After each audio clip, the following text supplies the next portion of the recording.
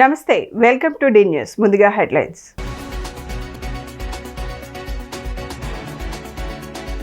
కూటమి పాలనలో super 6 ఆర్టర్ flop అయిందన్న వైసీపీ అధినేత జగన్. కళ్లార్పకుండా అబద్ధాలు చెప్పే వ్యక్తి చంద్రబాబు అని విమర్శ.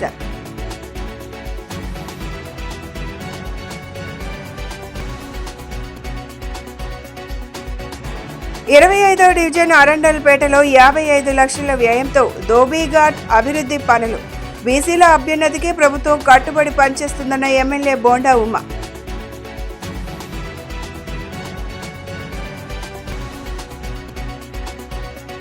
Lions district 316D Vijayibhava service trust ఆధ్వర్యంలో నిత్యాన్నదాన భవన నిర్మాణం.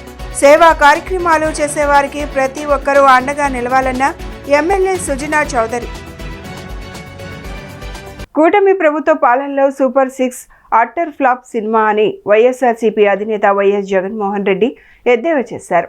సూపర్ 6 అని అట్టర్ ఫ్లాప్ అయిన సినిమాకు బలవంతపు విజయోత్సవాలు జరుపుతున్నారని మండిపడ్డారు. తాడేపల్లి వైసీపీ కార్యాలయంలో ఏర్పాటు చేసిన విలేకరుల సమావేశంలో జగన్మోహన్ రెడ్డి మాట్లాడుతూ చంద్రబాబు అబద్ధాలు మోసాలు ఒక స్థాయిలోనే ఉంటాయని, కళ్ళార్పకుండా అబద్ధాలు చెప్పే వ్యక్తి చంద్రబాబు అని సెటైరికల్ వ్యాఖ్యలు చేశారు. సూపర్ 6 అట్టర్ ఫ్లాప్ అని ప్రజలకు అర్థమైందని, ఎన్నికలకు ముందు ఇచ్చిన అడ్వర్టైజ్మెంట్ ఇది ఏ లెవెల్ మోసమో వాళ్ళ అనుకూల మీడియాలో వచ్చిన అడ్వర్టైజ్మెంట్లను మరోసారి మీడియా సమావేశంలో వివరించారు. రాష్ట్ర ప్రజలకు ఎన్నికల్లో ఇచ్చిన హామీలను అమలు చేయడంలో వైఫల్యం చెందారని ఆరోపించారు. కూటమి ప్రభుత్వం రైతులకు ఎరువులు అందించడంలో వైఫల్యం చెందారని ఆగ్రహం వ్యక్తం చేశారు. జరిగిన కొన్ని దారుణమైన పరిణామాల మధ్య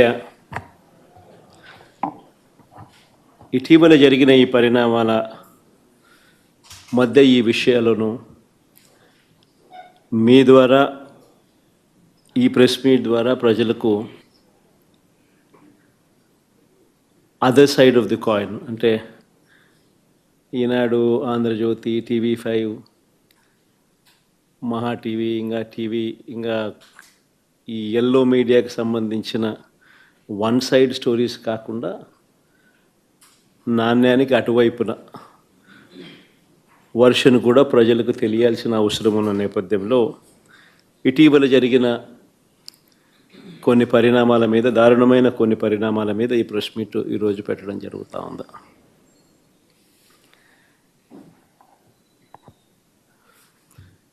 రాష్ట్రంలో ఈరోజు నిజంగా చంద్రబాబు నాయుడు గారి కుట్రల నేపథ్యంలో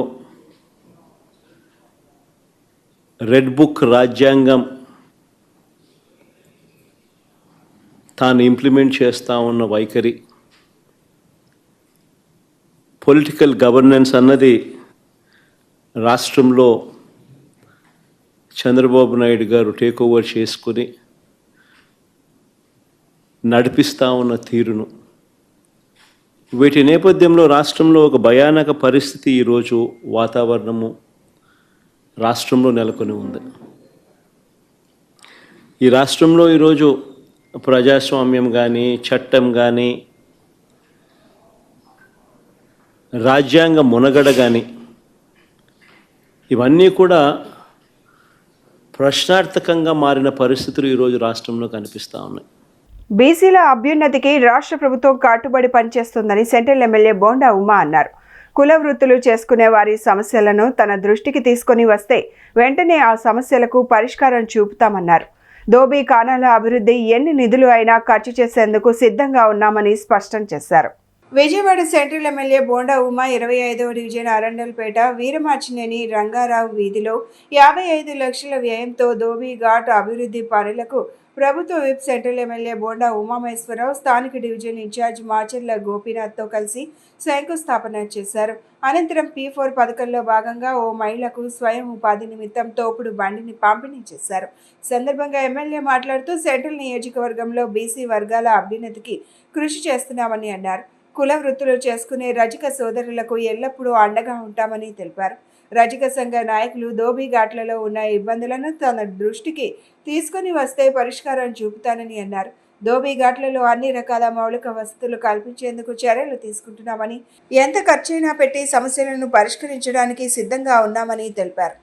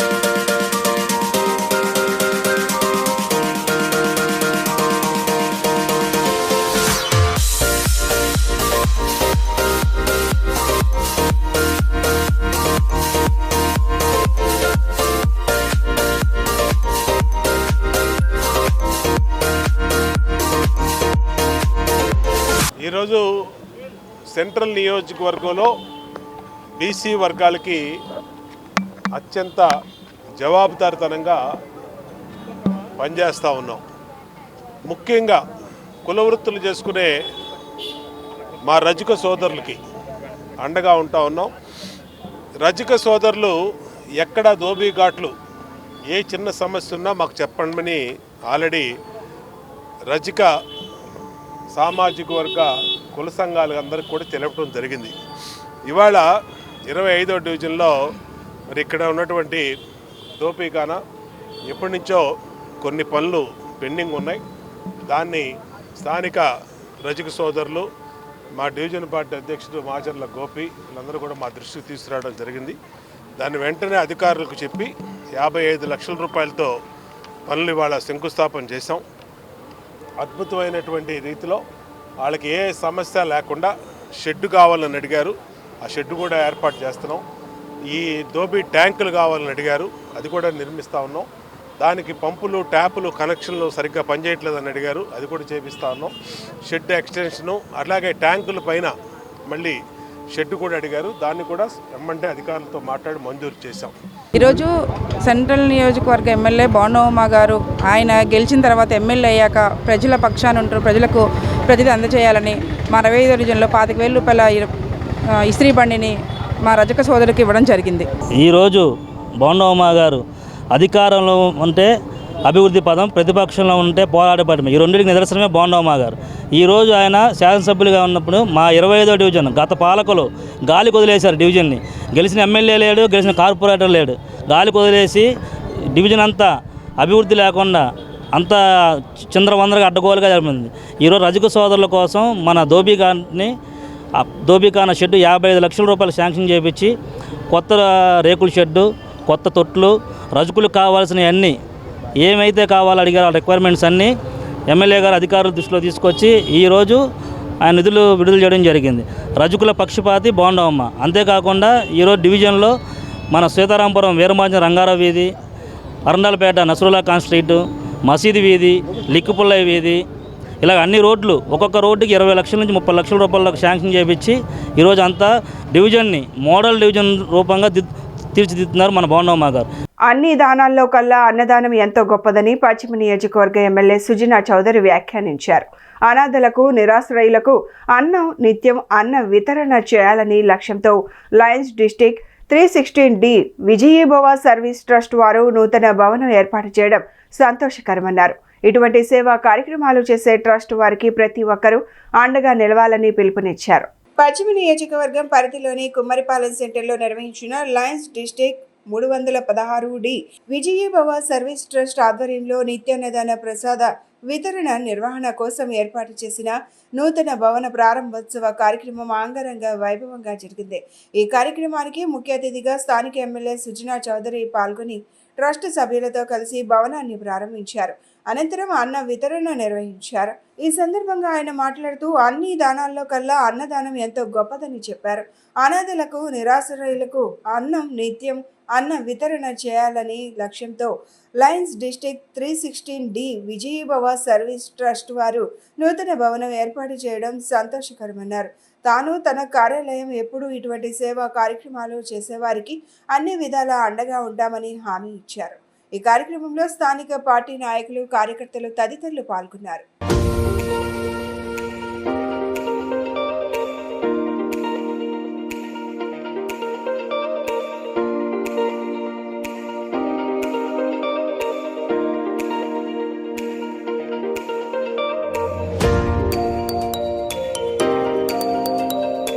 ఇది లయన్స్ క్లబ్ నుండి మొదలైన ప్రయాణం విజయభవాని ట్రస్ట్ తరఫున ఇక్కడ అన్నదానం గత కొన్ని సంవత్సరాల నుంచి చేస్తూ ఉన్నారట.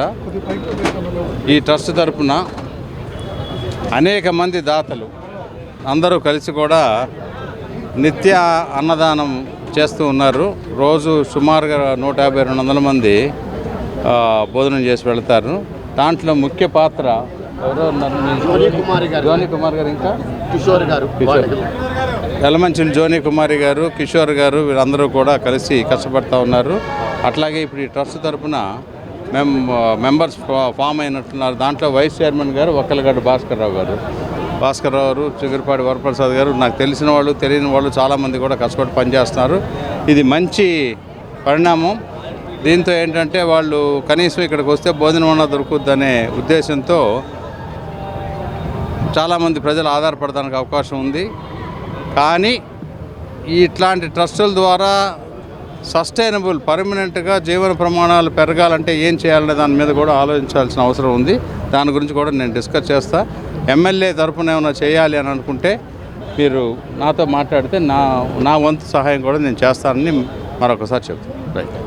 రైళ్లలో చైన్ స్నాచింగ్ చేస్తున్న నిందితుడిని జీఆర్పీ పోలీసులు చాకచక్యంగా పట్టుకున్నారు. గత నెల 23న విజయవాడ రైల్వే స్టేషన్లో ఓ మహిళ మెడలో ఉన్న బంగారు నాంతాడు స్నాచింగ్ చేసిన నిందితుడు నేడు విజయవాడలోని జైహింద్ కాంప్లెక్స్ వద్ద అదుపులోకి తీసుకున్నారు. పోలీసులు అతని వద్ద నుండి మరో చైన్ స్నాచింగ్ కేసుకు సంబంధించిన 40 గ్రాముల బంగారు నాంతాడు కూడా స్వాధీనం చేసుకున్నారు. విజయవాడ రైల్వే స్టేషన్లో జరిగిన చైన్ స్నాచింగ్ కేసును జీఆర్పీ పోలీసులు విజయవంతంగా ఛేదించారు. ఈ సందర్భంగా జీఆర్పీ సిఐ రమణ విలేకరుల సమావేశంలో మాట్లాడుతూ ఆగస్టు 23న పద్మావతి ఎక్స్ప్రెస్లో తిరుపతి నుండి వరంగల్కు ప్రయాణించిన బండి రాజ్యలక్ష్మి వద్ద నుండి 25 గ్రాముల బంగారు నాంతాడు దొంగతనం జరిగిందని అన్నారు. రైలు విజయవాడ స్టేషన్ నుండి బయలుదేరుతున్న సమయంలో ఈ ఘటన చోటు చేసుకుందని చెప్పారు. తరువాత బాధితురాలు 25న విజయవాడకు వచ్చి ఫిర్యాదు చేశారని చెప్పారు.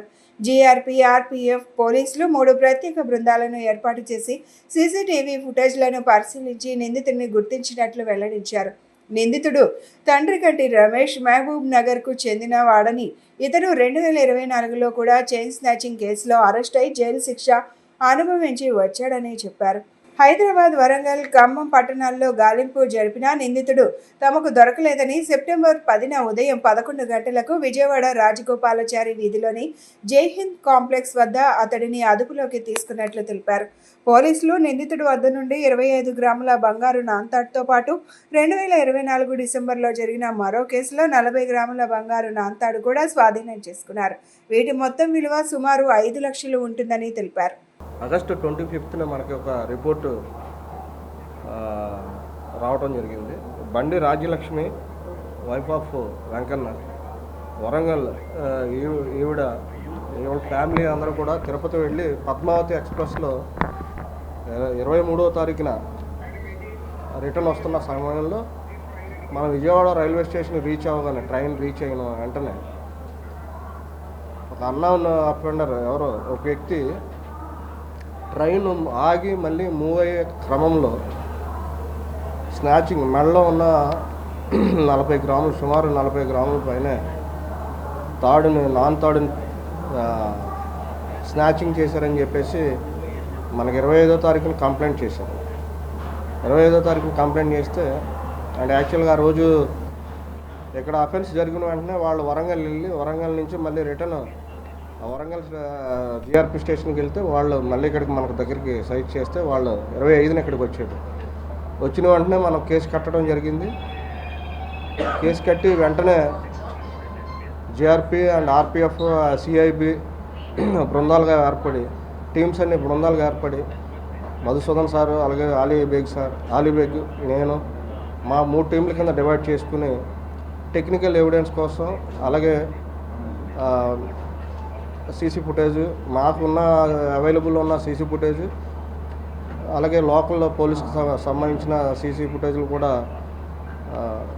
అసిస్టెన్స్ తీసుకుని అవన్నీ వెరిఫై చేసే క్రమంలో మాకు ఒక క్లూ ఒకటి, నైజాం గేట్ దగ్గర నుంచి ఒక సస్పెక్టెడ్ పర్సన్ వెళుతున్నట్టు మాకు ఒక సీసీ ఫుటేజ్ దొరికింది. ఆ సీసీ ఫుటేజ్లో మేము దాన్ని ఇంకా డెవలప్ చేసుకుని, మా బృందాలుగా కొద్దిగా దాన్ని ఇంకా డెవలప్ చేస్తే అందులో మాకు ఐడెంటిఫై అయిన వ్యక్తి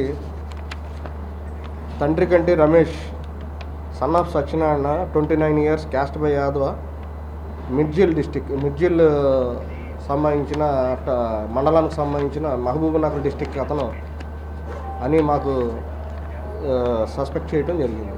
ఇంద్రకీలాద్రిపై కొలువై ఉన్న శ్రీ అమ్మవారి ఆలయంలో బుధవారం సంకటహర చతుర్థిని పురస్కరించుకొని ప్రత్యేక పూజలు నిర్వహించారు. ఆలయ కార్యనిర్వహణాధికారి శ్రీ వికే సీనా నాయక్ ఆదేశాల మేరకు ఘనంగా నిర్వహణ చేశారు. ప్రతి తెలుగు మాసంలో వచ్చే సంకటహర చతుర్థి రోజున అమ్మవారికి ప్రత్యేక పూజలు నిర్వహించడం ఆనవాయితీగా వస్తోంది. విఘ్నేశ్వరుడికి ప్రత్యేక పూజలు, అభిషేకాలు, గణపతి హోమం అత్యంత వైభవంగా నిర్వహించారు. పూజా సామాగ్రితో ఆరాధనలు చేసి స్వామివారికి ఇష్టమైన నైవేద్యాలను సమర్పించారు. దేవస్థానం వైదిక కమిటీ సభ్యులు ఈ పూజా కార్యక్రమాలను ఆగమ శాస్త్రాలకు అనుగుణంగా నిర్వహించారు. శ్రీ వినాయక స్వామికి విశేష పూజలు చేసి భక్తులకు అనుగ్రహ ఆశీస్సులు అందించారు. సంకటహర చతుర్థిని పురస్కరించుకొని భక్తులు ఆలయాన్ని సందర్శించి విఘ్నేశ్వరుని దర్శించుకున్నారు.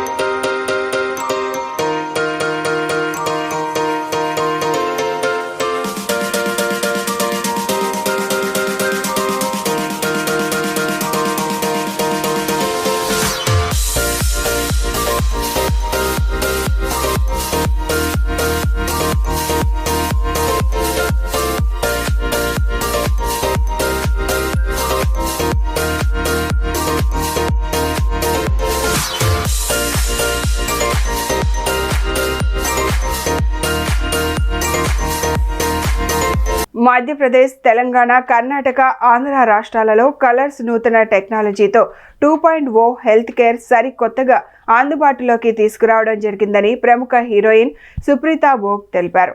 అత్యుత్తమైన ప్రపంచ స్థాయి బరువు తగ్గడం, జుట్టు, చర్మ పరిష్కారాలను కలర్లో ప్రత్యేక టెక్నాలజీని నేటి తరం యువతీ యువకులకు అందుబాటులోకి తీసుకోవడం జరిగిందని పేర్కొన్నారు. విజయవాడ నగరంలో నూతన టెక్నాలజీతో 2.0 కలర్స్ హెల్త్ కేర్ను లాంచ్ చేయడం ఎంతో ఆనందంగా ఉందని చెప్పారు. విజయవాడలో ప్రముఖ హీరోయిన్ సంయుక్త మీనన్ సందడి చేశారు. నగరంలోని బ్యాంక్ కాలనీలో నూతనంగా ఏర్పాటు చేసిన కలర్స్ 2.0 బ్రాంచ్ను ఆమె లాంఛనంగా ప్రారంభించారు. తొలుత జ్యోతి ప్రజ్వలన చేసి అనంతరం అత్యాధునిక సదుపాయాలతో ఏర్పాటు చేసిన కలర్స్ బ్రాంచ్ను సందర్శించారు. అనంతరం ఆమె మీడియాతో మాట్లాడుతూ విరూపాక్ష మూవీ ప్రమోషన్లో భాగంగా విజయవాడ మొదటిసారి వచ్చానని, అప్పుడు విజయవాడ ప్రేక్షకులు చూపిన ఆదరణ ఇప్పటికీ మర్చిపోలేనని అన్నారు. కలర్ హెల్త్ కేర్ 21 ఏళ్ల క్రితం డాక్టర్ విజయకృష్ణ స్థాపించి 50 బ్రాంచ్ల స్థాయికి తీసుకువెళ్లారని పేర్కొన్నారు. దక్షిణ భారతదేశంలో 3 రాష్ట్రాలలో కలర్ హెల్త్ కేర్ బ్రాంచ్లు ఉన్నాయని చెప్పుకొచ్చారు. అనంతరం డైరెక్టర్ ఆఫ్ ఆపరేషన్స్ కృష్ణరాజు మాట్లాడుతూ కలర్స్ బ్రాంచ్ ప్రారంభించి 21 ఏళ్లు అవుతుందని పేర్కొన్నారు. విజయవాడలో బ్రాంచ్ను ప్రారంభించడం సంతోషకరమని అన్నారు. కలర్స్లో కేవలం వెయిట్ లాస్ మాత్రమే కాకుండా హెయిర్ స్కిన్ సేవలు కూడా ఉన్నాయని చెప్పారు. ఈ కార్యక్రమంలో executive director Venkata Shivaji Koona Colors సిబ్బంది పాల్గొన్నారు.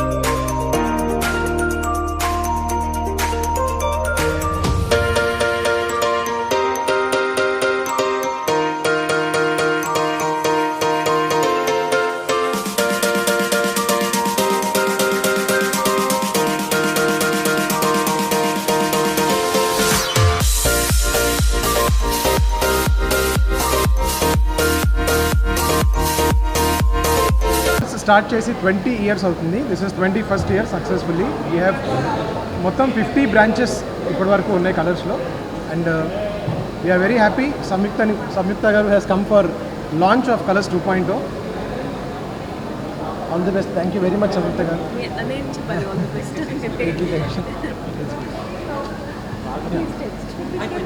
సో కలర్స్ వచ్చేసి first weight loss and slimming సెంటర్గా స్టార్ట్ అయ్యి 21 ఇయర్స్గా అంచెలంచెలుగా పెరిగి డిఫరెంట్ లొకేషన్స్లో, అంటే ఓన్లీ తెలుగు స్టేట్స్లోనే కాకుండా తమిళనాడు, కర్ణాటక, మహారాష్ట్రలో కూడా మనం విస్తరించడం జరిగింది.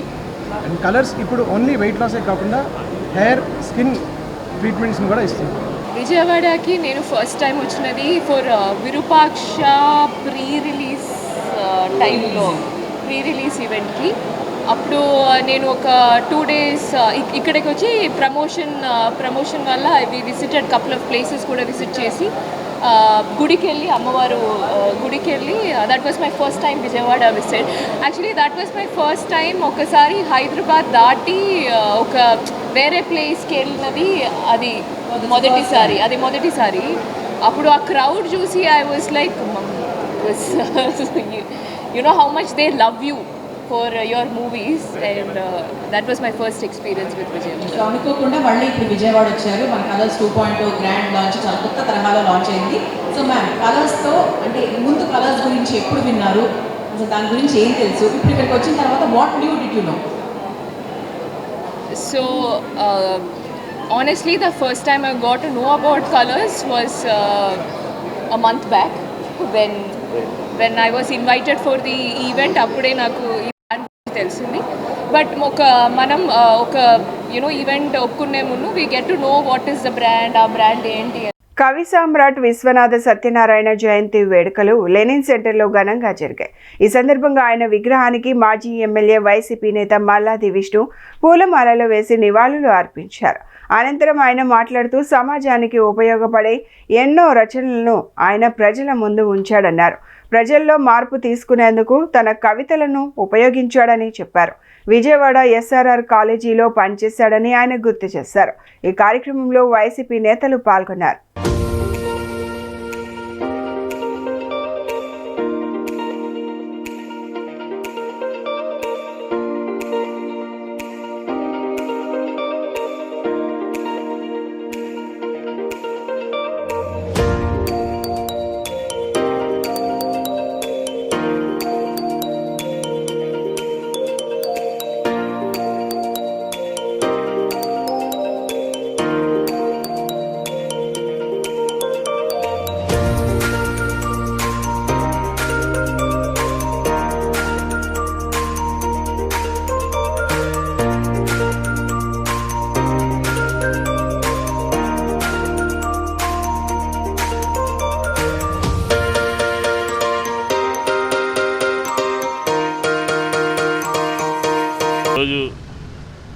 కవి సామ్రాట్ విశ్వనాథ్ సత్యనారాయణ గారి 130వ జయంతి కార్యక్రమం లెనిన్ సెంటర్లో ఉన్నటువంటి ఆయన విగ్రహానికి పూలమాలలు వేసి నేను నాతో పాటు మిత్రులందరూ కూడా ఈ కార్యక్రమంలో పాల్గొనడం జరిగింది. విశ్వనాథ్ సత్యనారాయణ గారు తెలుగు సాహిత్యంలో అత్యున్నతమైనటువంటి స్థానాన్ని సంపాదించినటువంటి మహాకవి.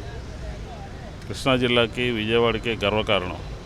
నవలా రచయితగా, కథకుడుగా, అలాగే విమర్శకుడు, తత్వవేత్త. ఆయన కవి సామ్రాట్ అని కూడా పిలుస్తూ ఉంటారు.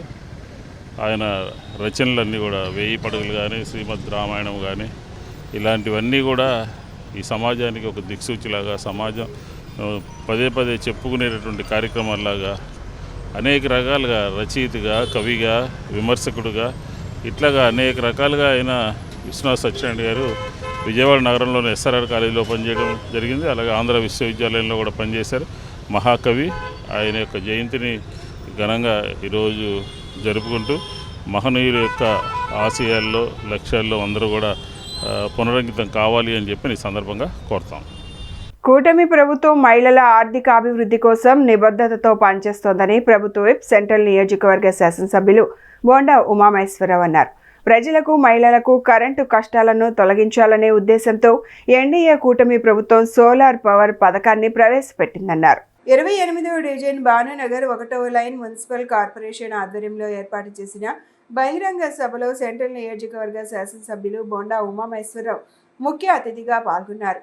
బోండా ఉమా మాట్లాడుతూ ఎన్డీఏ కూటమి ప్రభుత్వం సూపర్ 6 హామీల్లో భాగంగా స్త్రీ శక్తి, దీపం, అన్నదాత సుఖీభవ, ఎన్టీఆర్ భరోసా పెన్షన్లు అర్హులైన అందరికీ ప్రభుత్వం అందిస్తోందన్నారు. సూర్యగారి పథకం ద్వారా ఇంటికి విద్యుత్ ఉత్పత్తి చేసి మిగిలినది గ్రిడ్ అమ్మి ఆదాయం పొందవచ్చన్నారు. ప్రతి కుటుంబానికి ఖర్చు తగ్గించి లాభం పెంచే అవకాశమని ఈ పథకాన్ని ప్రతి ఒక్కరూ సద్వినియోగం చేసుకోవాలన్నారు. ఆంధ్రప్రదేశ్ రాష్ట్రంలో ఆగస్టు 15 నుండి మహిళలకు ఆర్టీసీ బస్సులో ఉచిత ప్రయాణ సౌకర్యాన్ని కల్పించడం ఒక చరిత్రాత్మక నిర్ణయమని అన్నారు. సోలార్ పవర్ ద్వారా నెలకు 400 యూనిట్లు కరెంటు ఉత్పత్తి అవుతుందన్నారు. నియోజకవర్గ కోఆర్డినేటర్ నవనీతం సాంబశివరావు, సెంట్రల్ నియోజకవర్గ అబ్జర్వర్ దేవతోటి నాగరాజు, కార్పొరేటర్ వీరమాచినేని లలిత, డివిజన్ నాయకులు వీరమాచినేని కిషోర్, జి శ్రీను, దుర్గారావు తదితరులు పాల్గొన్నారు.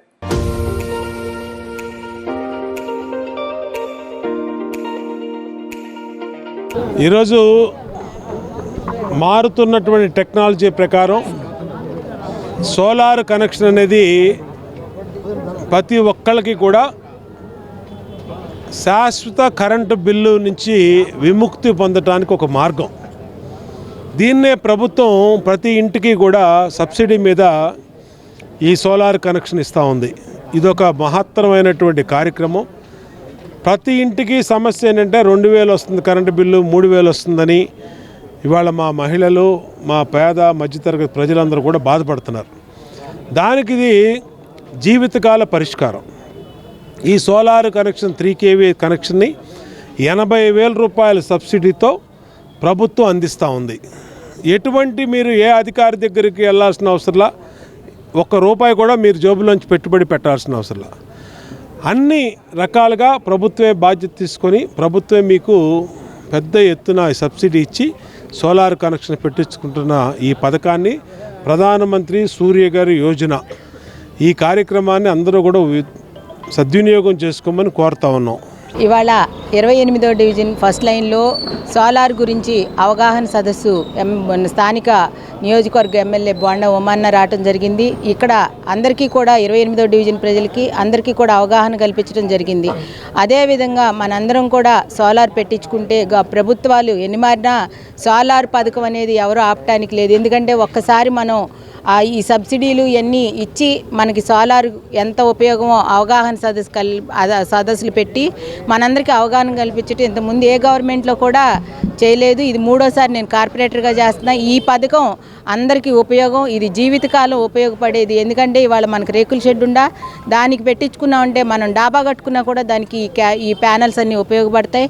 రాష్ట్ర వ్యాప్తంగా ఉన్న పర్యాటక శాఖకు చెందిన వేల కోట్ల రూపాయల విలువగల హోటల్స్, ఇతర పర్యాటక ప్రాంతాలను ప్రైవేట్ వారికి అప్పగించేందుకు ప్రభుత్వం నిర్ణయించిందని, దీన్ని వ్యతిరేకిస్తున్నామని సిపిఐ రాష్ట్ర కార్యదర్శి రామకృష్ణ అన్నారు. పర్యాటకానికి పెద్దపీట వేశాం, పెద్ద ఎత్తున అభివృద్ధి చేస్తామని సీఎం చంద్రబాబు ఒకవైపు ప్రచారం చేస్తూ మరోవైపు పర్యాటక శాఖకు చెందిన ఆస్తుల్ని ప్రైవేట్ వారికి అప్పగించేందుకు ప్రయత్నాలు చేస్తున్నారని విమర్శించారు. ఆంధ్రప్రదేశ్ పర్యాటక అభివృద్ధి సంస్థలోని 22 హోటల్స్ ప్రైవేటీకరణ, ఉద్యోగుల భద్రతపై అన్ని రాజకీయ పార్టీలతో రౌండ్ టేబుల్ సమావేశాన్ని హనుమాన్పేటలోని దాసరి భవన్లో నిర్వహించారు. ఈ సమావేశంలో సిపిఐ రాష్ట్ర కార్యదర్శి రామకృష్ణ, మాజీ మంత్రి వడ్డే శోభనాద్రీశ్వరరావు, వైసీపీ మాజీ ఎమ్మెల్యే మల్లాది విష్ణు, వివిధ పార్టీల నాయకులు, కార్మిక పౌర సంఘాల నాయకులు పాల్గొన్నారు. ఈ సందర్భంగా వారు మాట్లాడుతూ కేంద్రంలో ఉన్న ఎన్డీఏ ప్రభుత్వం ఏ విధంగా అయితే ప్రైవేటీకరణ ప్రక్రియను వేగవంతం చేసిందో దానికి అనుగుణంగా రాష్ట్రంలో కూటమి ప్రభుత్వం అదే చర్యలు చేపడుతోందన్నారు. ఒకదాని తర్వాత మరొక శాఖను ప్రైవేట్కు అప్పగిస్తున్నారని చెప్పారు.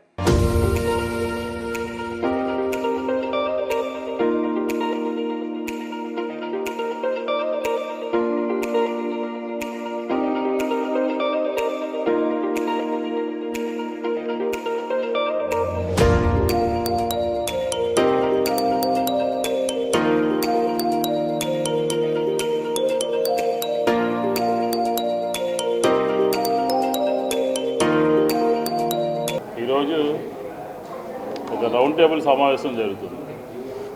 టూరిజానికి సంబంధించి ఉద్యోగస్తులందరూ కూడా మా భవిష్యత్తు ఏంటి, అలాగే రాష్ట్ర ప్రభుత్వానికి సంబంధించినటువంటి ఆస్తుల విషయం ఏంటి, ఈ రాష్ట్రంలో ఉన్నటువంటి వచ్చేటటువంటి పర్యాటకుల యొక్క భవిష్యత్తు ఏంటని ఒక ఆందోళన చెందుతూ ఈరోజు రాష్ట్ర ప్రభుత్వం ఏదైతే జీవో నెంబర్ మార్చి 2025 11వ తారీఖున ఏదైతే జీఓఎంఎస్ నెంబర్ 1 జారీ చేసిందో దాన్ని తక్షణం రద్దు చేయాలి అని చెప్పని ఈ రౌండ్ టేబుల్ సమావేశం నిర్ణయించడానికి దాంట్లో వైఎస్ఆర్ కాంగ్రెస్ పార్టీ కూడా ప్రపోజ్ చేస్తాం.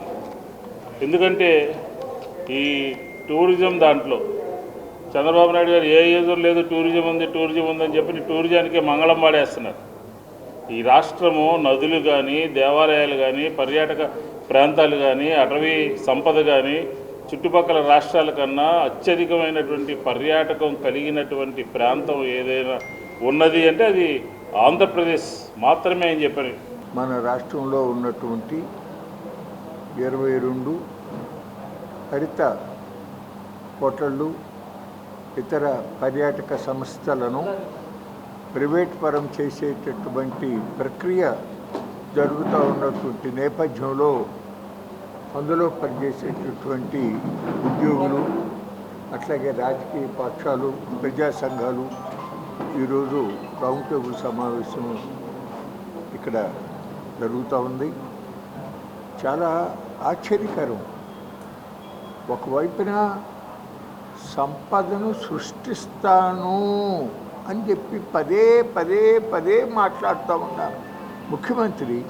జగన్మోహన్ రెడ్డి పర్యాటక రంగాన్ని వల్లకాడు చేస్తే ముఖ్యమంత్రి చంద్రబాబు నాయుడు పర్యాటక రంగాన్ని సస్యశ్యామలంగా చేసేందుకు కృషి చేస్తున్నారని ఏపీ పర్యాటక అభివృద్ధి సంస్థ చైర్మన్ నూకసాని బాలాజీ అన్నారు. పర్యాటక శాఖ ఉద్యోగులను కాపాడుకోవాలి, పర్యాటకాన్ని అభివృద్ధి చేయాలి, రాష్ట్ర అభివృద్ధిని, ఆదాయాన్ని పెంచుకోవాలని ముఖ్యమంత్రి చంద్రబాబు ఏడాదిగా అనేక ఆలోచనలు చేశారన్నారు. పర్యాటక రంగాన్ని అభివృద్ధి చేయాలి, ప్రజలకు వినోదాన్ని, ఆహ్లాదాన్ని పంచాలని దేశంలో అగ్రగామిగా నిలిపేందుకు కృషి చేస్తున్నారని తెలిపారు. ఏపీ పర్యాటక అభివృద్ధి సంస్థ చైర్మన్ నూకసాని బాలాజీ జన్మదిన వేడుకలు భవానీపురంలోని బెరం పార్క్లో నిర్వహించారు. పర్యాటక శాఖ అధికారులు, ఉద్యోగులు, సిబ్బంది, అభిమానులు, పార్టీ శ్రేణులు పెద్ద ఎత్తున ఈ కార్యక్రమానికి హాజరయ్యారు. నూకసాని బాలాజీకి పుష్పగుచ్చాలు అందజేసి శాలువా కప్పి పుట్టినరోజు శుభాకాంక్షలు తెలిపారు.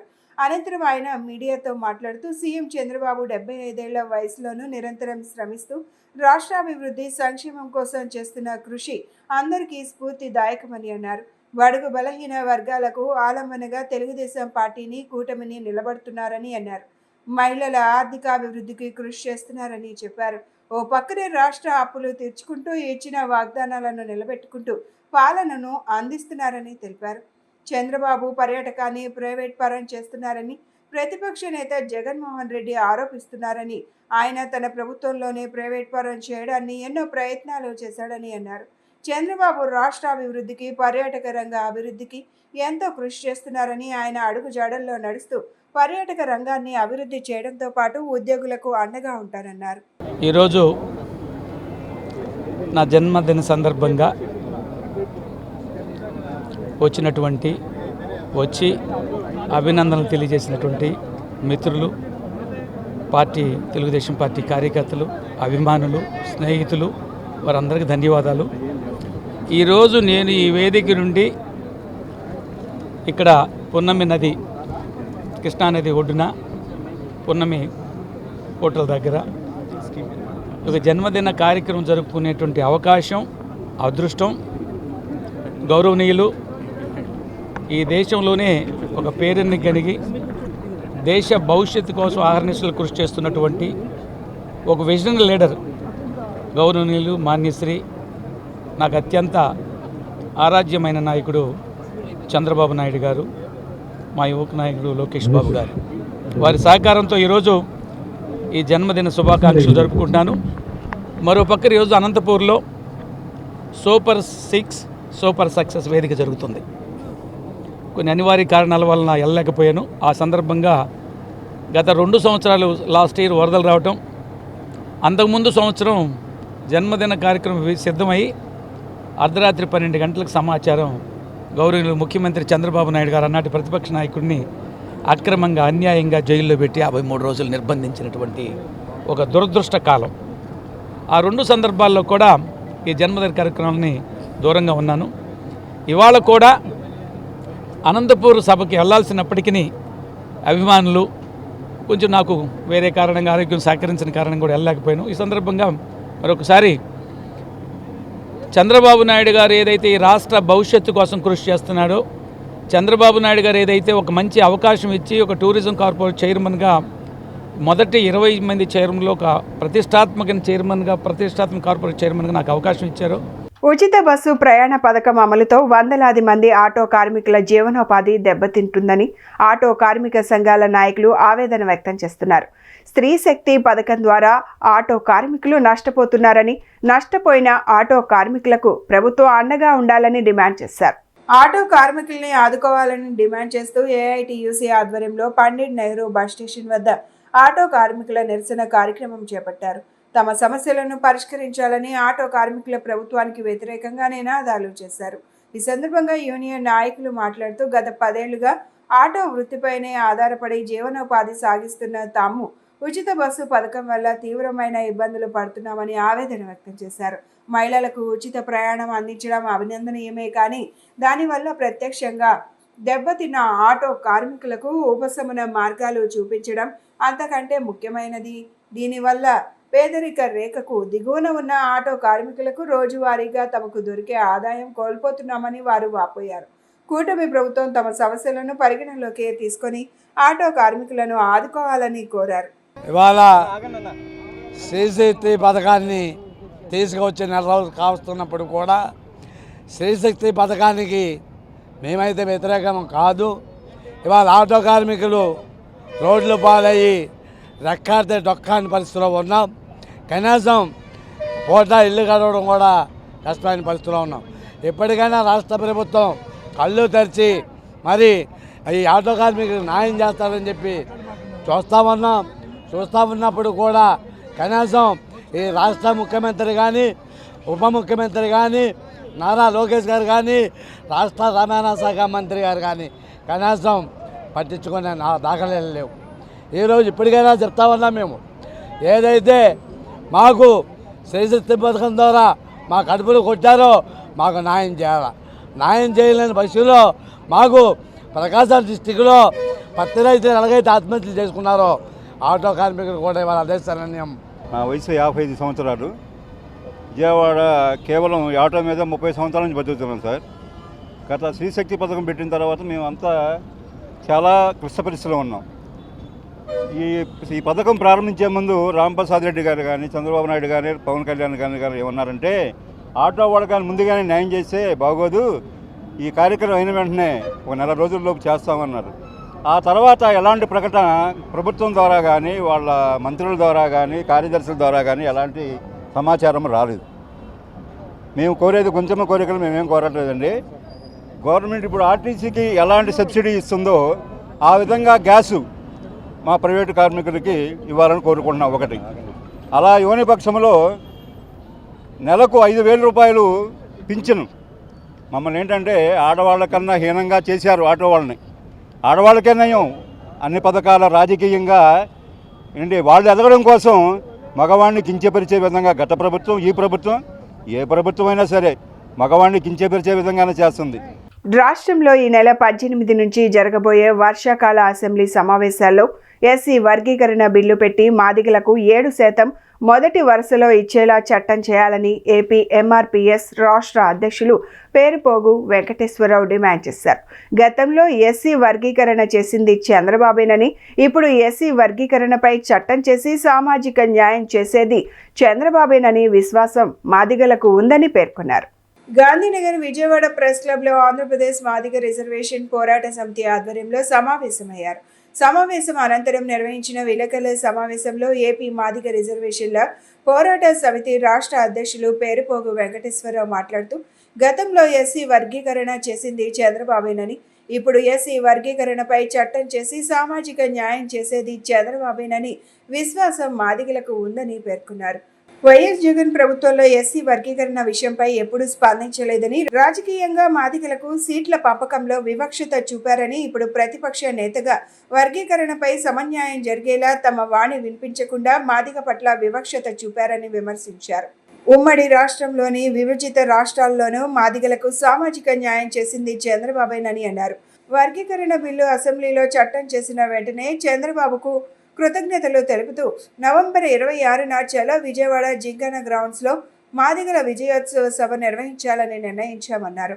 ఈ సభకు ప్రజాప్రతినిధులు, ప్రజా సంఘాల నాయకులు పెద్ద ఎత్తున పాల్గొనే సభకు ఉమ్మడి జిల్లాల నుంచి మాదిగలు వేలాదిగా తరలి రావాలని పిలుపునిచ్చారు. లక్ష్య సాధన కోసం 3 దశాబ్దాల మాదిగల మహోద్యమ సన్నాహ సమావేశం అనేది ఇక్కడ ఏర్పాటు చేయటం అనేది జరిగింది. మా ముఖ్య ఉద్దేశం ఈ నెల 18న జరగబోతున్న వర్షాకాల అసెంబ్లీ సమావేశాల్లో ఎస్సీ వర్గీకరణ పైన గౌరవ ముఖ్యమంత్రి వర్యులు నారా చంద్రబాబు నాయుడు గారు గత అసెంబ్లీ సమావేశాల్లో ఆర్డినెన్స్ తీసుకొచ్చారు. ఈ ఆర్డినెన్స్ని రేపు అసెంబ్లీ సమావేశాలు జరగబోతున్న తరుణంలో చట్టం చేయాలని చెప్పేసి చంద్రబాబు నాయుడు గారిని సందర్భంగా మేము కోరుతా ఉన్నాం. మరి ముఖ్యంగా 7 మాదిగలకు మొదటి వరుసలో ఇచ్చి సామాజిక న్యాయం చేయమని, ఆ విధంగానే చట్టం చేయమని ఆంధ్రప్రదేశ్ ముఖ్యమంత్రి నారా చంద్రబాబు నాయుడు గారికి ఈ సందర్భంగా మేము విజ్ఞప్తి చేస్తున్నాం, డిమాండ్ చేస్తూ ఉన్నాం. విజయవాడ నడిబొడ్డున ప్రెస్ క్లబ్ నందు ఒక ముఖ్య నాయకుల సమావేశంలో మా రాష్ట్ర అధ్యక్షులు, ఇరు రాష్ట్రాల సమన్వయకర్త పేరుపోగు వెంకటేశ్వరరావు గారి ఆదేశాల మేరకు ఏదైతే ఆయన తీసుకునే నిర్ణయానికి ఈ రాష్ట్రంలో ఉండబడినటువంటి మాదిగలందరూ కూడా కట్టుబడి ఉంటామని చెప్పనని, అదేవిధంగా ఈ వేదిక మీద ముఖ్య నాయకులు అన్ని జిల్లాల నుంచి వచ్చినటువంటి నా రక్త బంధువులందరికీ పేరు పేరున ధన్యవాదాలు. ముందున్న మీకు ప్రెస్సులకు కూడా ధన్యవాదాలు. ఏదైతే ఎస్సీ వర్గీకరణ చట్టబద్ధత కోసం రాష్ట్ర ముఖ్యమంత్రి చంద్రబాబు నాయుడు, కూటమి ప్రభుత్వము, మా అధ్యక్షులు ఎన్నో పోరాటాలు చేసి సమన్యాయం చేయమని చెప్పనని మాదిగలకు 7, మాలలకు 7, ఇతరులకు 1% ఇవ్వాలని చెప్పననేటువంటి డిమాండుని రాష్ట్ర వ్యాప్తంగా గ్రంథాలయాల్లో ఖాళీగా ఉన్న పోస్టులను భర్తీ చేయాలని మాజీ PDF MLC KS Lakshmanarao, DYFI రాష్ట్ర అధ్యక్షులు రామన్న కోరారు. ఈ పోస్టుల నోటిఫికేషన్ కోసం అనేక మంది నిరుద్యోగులు ఎదురు చూస్తున్నారని అన్నారు. భర్తీ చేయకుంటే ఉద్యమానికి సిద్ధమవుతామని హెచ్చరించారు. విజయవాడ ధర్నా చౌక్ వద్ద భారత స్వతంత్ర యువజన సమైక్య అభివృద్ధి ఆధ్వర్యంలో ఖాళీగా ఉన్న గ్రంథాలయాల్లో పోస్టులను వెంటనే భర్తీ చేయాలని కోరుతూ ధర్నా నిర్వహించారు. ఈ కార్యక్రమంలో మాజీ ఎమ్మెల్సీ లక్ష్మణరావు, డివైఎఫ్ఐ రాష్ట్ర అధ్యక్షులు రామన్న మాట్లాడుతూ రాష్ట్ర వ్యాప్తంగా జిల్లా శాఖ గ్రంథాలయాల్లో వేలాది పోస్టులు ఎన్నో ఏళ్లుగా ఖాళీగా ఉన్నాయని, అనేక మంది ఉద్యోగులు రిటైర్ అయినా ఇప్పటి వరకు భర్తీ జరగలేదని తెలిపారు. ప్రభుత్వ జూనియర్ డిగ్రీ కళాశాలల్లోనూ వందలాది శాంక్షన్ పోస్టులు ఖాళీగా ఉన్నాయని, ఆ ఫైళ్లు ప్రభుత్వ దృష్టిలో పెండింగ్లో ఉన్నాయని విమర్శించారు. ఇప్పటికే 2 లక్షల మందికి పైగా నిరుద్యోగులు లైబ్రరీ సైన్స్లో కోర్సులు పూర్తి చేసి ఉద్యోగ అవకాశాల కోసం ఎదురు చూస్తున్నారని పేర్కొన్నారు. రాష్ట్ర విభజన తర్వాత కూడా రాష్ట్రంలో సెంట్రల్ లైబ్రరీ ఏర్పాటు చేయలేదని వారు ఆవేదన వ్యక్తం చేశారు. విద్యాశాఖ మంత్రి లోకేష్ లైబ్రరీల మంత్రిగా కూడా ఉన్నందున తక్షణ చర్యలు తీసుకుని పోస్టులను భర్తీ చేసి నిరుద్యోగులకు ఉపాధి కల్పించాలని డివైఎఫ్ఐ పక్షాన డిమాండ్ చేసింది. రాష్ట్ర వ్యాప్తంగా గ్రంథాలయాల్లో ఉన్న పోస్టుల్ని భర్తీ చేయాలని కోరుతూ ఈరోజు విజయవాడ ధర్నా చౌక్లో ధర్నా జరుగుతుంది. ఈ ధర్నాకి డివైఎఫ్ఐ తరఫున అలాగే మా పీడిఎఫ్ ఎమ్మెల్సీల బృందం తరఫున సంపూర్ణ మద్దతు ప్రకటిస్తూ ఉన్నాం. గ్రంథాలయాల్లో పోస్టులు భర్తీ చేసి అనేక ఏళ్లు గడిచిపోయినాయి. ఇవాళ జిల్లా గ్రంథాలయాలు, శాఖా గ్రంథాలయాల్లో వేలాది పోస్టులు ఖాళీగా ఉన్నాయి. వాళ్ళంతా కూడా రిటైర్ అయిపోయారు. అలాగే ప్రభుత్వ జూనియర్ కళాశాలలు, డిగ్రీ కళాశాలలో శాంక్షన్డ్ పోస్టులు, వందలాది శాంక్షన్డ్ పోస్టులు ఉన్నాయి. ఆ పోస్టుల్లో పనిచేసే వాళ్ళంతా రిటైర్ అయిపోయారు. ఆ పోస్టులను భర్తీ చేయలేదు. ఆ ఫైల్ గవర్నమెంట్ దగ్గర పెండింగ్లో ఉంది. అలాగే ఇవాళ హై స్కూళ్ళలో కూడా పెద్ద హై స్కూల్స్ ఉన్నాయి.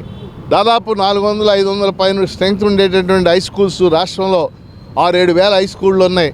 ఆ హై స్కూళ్ళు అన్నింటిలో కూడా గ్రంథాలయాలు ఏర్పాటు చేసి ఆ ఉద్యోగులను కూడా భర్తీ చేయాలని మేము డిమాండ్ చేస్తున్నాం. ఇవాళ ఆంధ్రప్రదేశ్లో 2 లక్షల మందికి పైగా సిఎల్ఎస్సి అంటే ఇవి గ్రంథాలయాల కోర్సులు. ఇవి డివైఎఫ్ఐ లైబ్రరీ సైన్స్ జేఏసీ ఆధ్వర్యంలో లైబ్రరీ సైన్స్ పోస్టు భర్తీ చేయాలని చెప్పి కోరుతూ ఈరోజు శాంతియుత నిరసన కార్యక్రమం చేస్తున్నాం. ఈ కార్యక్రమానికి ముఖ్య అతిథిగా కెఎస్ లక్ష్మణరావు గారు ఇప్పటికే మాట్లాడి ఉన్నారు. ఇప్పటికైనా రాష్ట్ర ప్రభుత్వం దాదాపు 2 లక్షల పైగా నిరుద్యోగులు ఈ కోర్సు చదివి ఉన్నారు. వీళ్ళందరికీ ఈరోజు మీరు చెబుతూ ఉన్నారు అభివృద్ధి అంటున్నారు. అభివృద్ధి అంటే తప్పనిసరిగా నాలెడ్జ్తో కూడిన అభివృద్ధి కావాలి. అందుకనే ఈరోజు లైబ్రరీలను అభివృద్ధి చేయడం ద్వారా మాత్రమే ఈరోజు మనిషికి సామాజిక విలువలు, సామాజిక బాధ్యత పెరుగుతుంది. అందుకనే రాష్ట్ర ప్రభుత్వం తక్షణమే దీని మీద చర్య తీసుకోవాలి. ముఖ్యంగా లోకేష్ గారు మేము విజ్ఞప్తి చేస్తున్నాం. 2 లక్షల మంది పైగా నిరుద్యోగులు మీకోసం ఎదురు చూస్తున్నారు. తక్షణమే లైబ్రరీ పోస్టు దాదాపు 2000 పైగా ఖాళీలు ఉన్నాయి. బులెటిన్ ముగించే ముందు హెడ్లైన్స్ మరొకసారి.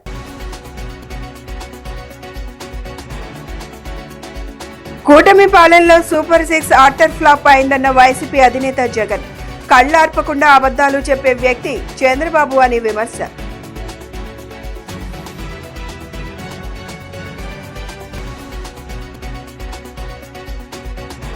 ఇరవై 25వ డివిజన్ అరండల్పేటలో 55 లక్షల వ్యయంతో ధోబీఘాట్ అభివృద్ధి పనులు. బీసీల అభ్యున్నతికి ప్రభుత్వం కట్టుబడి పనిచేస్తుందన్న ఎమ్మెల్యే బోండా ఉమ.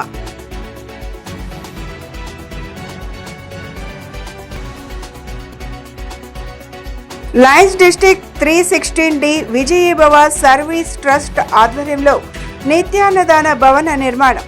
సేవా కార్యక్రమాలు చేసేవారికి ప్రతి ఒక్కరూ అండగా నిలవాలన్న ఎమ్మెల్యే సుజనా చౌదరి. ఇవి ఈనాటి bulletin updates. Keep watching the news.